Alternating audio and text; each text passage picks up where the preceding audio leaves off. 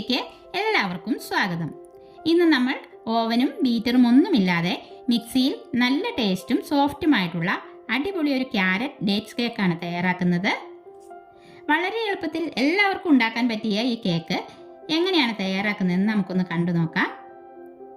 ഈ കേക്കിലേക്ക് ചേർക്കാനായി നമ്മളിവിടെ 200 gram carrot grate ചെയ്തതും 200 ഗ്രാം ഈന്തപ്പഴം കുരു കളഞ്ഞ് ചെറുതായി കട്ട് ചെയ്തതും കൂടി എടുത്തിട്ടുണ്ട്.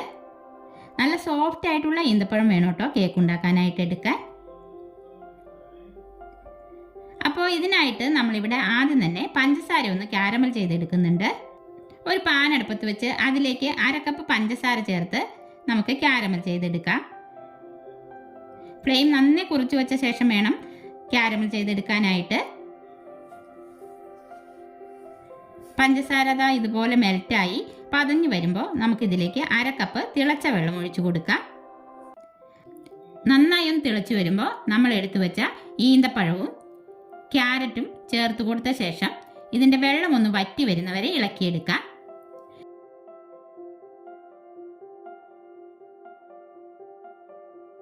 ഇതിപ്പോൾ വറ്റി വന്നിട്ടുണ്ട്.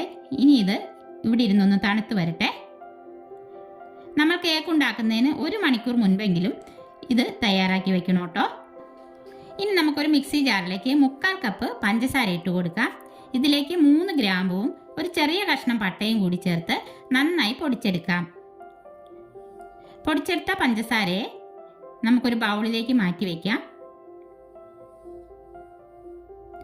അതിനുശേഷം ഒരു പാത്രത്തിലേക്ക് ഒരു അരിപ്പ വെച്ച് കൊടുത്ത് അതിലേക്ക് 1/2 കപ്പ് മൈദ ചേർക്കാം. ഇതിൽ നിന്നും 1 ടേബിൾ സ്പൂൺ മൈദ മാറ്റിയ ശേഷം ഇതിലേക്ക് 1 ടേബിൾ സ്പൂൺ കൊക്കോ പൗഡർ ചേർത്ത് കൊടുക്കുന്നുണ്ട്. കേക്കിന് നല്ലൊരു കളർ കിട്ടാൻ വേണ്ടിയിട്ടാണ് കേട്ടോ ഇത്. പിന്നെ 1/2 ടീസ്പൂൺ ബേക്കിംഗ് പൗഡറും 1/2 ടീസ്പൂൺ ബേക്കിംഗ് സോഡയും 1/4 ടീസ്പൂൺ ഉപ്പും കൂടി ചേർത്ത് നമുക്കിതൊരു 3 പ്രാവശ്യം അരിച്ചെടുത്ത് മാറ്റി വയ്ക്കാം.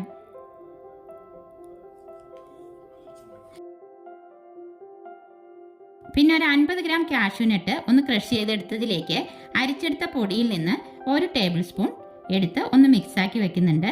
അതിനുശേഷം പഞ്ചസാര പൊടിച്ചെടുത്ത ജാറിലേക്ക് തന്നെ 3 മുട്ട പൊട്ടിച്ചൊഴിച്ചു കൊടുക്കാം. 1/2 ടീസ്പൂൺ വാനില എസൻസ് കൂടി ചേർക്കാം. ഒരു നുള്ളു ഉപ്പ് കൂടി ചേർത്ത് കൊടുത്ത് 1 മിനിറ്റ് ഹൈ സ്പീഡിൽ അടിച്ചെടുക്കാം. ഇതിപ്പോൾ നന്നായി പതഞ്ഞു വന്നിട്ടുണ്ട്. ഇനി ഇതിലേക്ക് പഞ്ചസാര ചേർത്ത് 1 മിനിറ്റ് കൂടി അടിച്ചെടുക്കാം.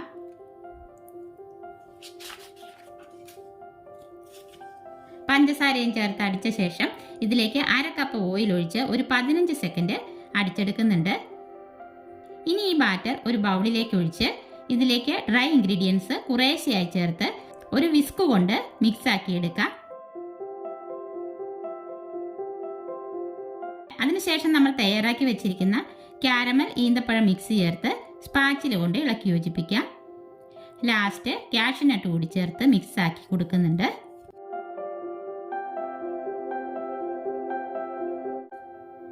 നമ്മുടെ ബാറ്റർ ഇവിടെ റെഡിയായി. ഇനി ബട്ടർ പേപ്പർ വെച്ച് സെറ്റ് ചെയ്ത് വെച്ചിരിക്കുന്ന ട്രേയിലേക്ക് ഒഴിച്ച് നന്നായി ടാപ്പ് ചെയ്ത ശേഷം നമുക്കിത് ബേക്ക് ചെയ്തെടുക്കാം. 10 മിനിറ്റ് മുൻപ് മീഡിയം ഫ്ലെയിമിൽ പ്രീ ഹീറ്റ് ചെയ്യാൻ വെച്ചിരിക്കുന്ന പാത്രത്തിലേക്ക് നമുക്കിത് ഇറക്കി വെച്ച് കൊടുക്കാം. ഇത് ബേക്കായി കിട്ടാനായിട്ട് നമുക്കിവിടെ 50 മിനിറ്റ് സമയമാണ് എടുത്തത് കേട്ടോ. ബേക്ക് ചെയ്യാനായി പാത്രത്തിലേക്ക് ഇറക്കി വെച്ച ശേഷം ഒരു 5 മിനിറ്റ് നമ്മൾ ഹൈ ഫ്ലെയിമിൽ വെച്ച് കൊടുക്കുന്നുണ്ട്. എന്നിട്ട് 4-5 കാഷ്യൂനട്ട് നമ്മൾ അതിന് മുകളിലായി വെച്ച് കൊടുക്കുന്നുണ്ട് കേട്ടോ.